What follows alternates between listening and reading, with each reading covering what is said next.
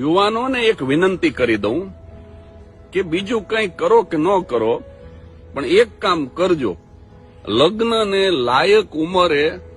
પરણી જાજો. કારણ કે ગીતા મંદિર એસટી ડેપો પહોંચવામાં જો તમે બહુ મોડું કરો ને તો લક્ઝરી બસ તો બધી ઉપડી જાય, પણ સાદી એ ઉપડી જાય. કાળા પાટિયા વાળી લોકલ બસે બધી ઉપડી જાય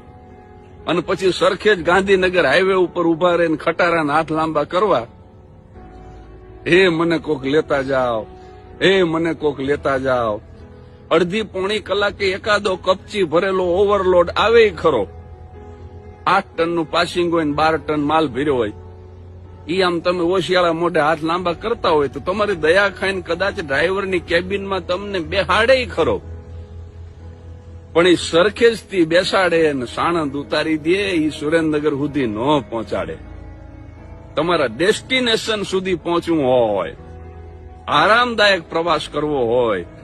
તો એડવાન્સમાં રિઝર્વેશન કરાવી, સરસ મજાની એર કન્ડિશન બસ હોય, વિન્ડો સીટ હોય, સરસ મજાનું મૂવી આવતું હોય, બહારના દ્રશ્યો તમે જોતા જતા હોય,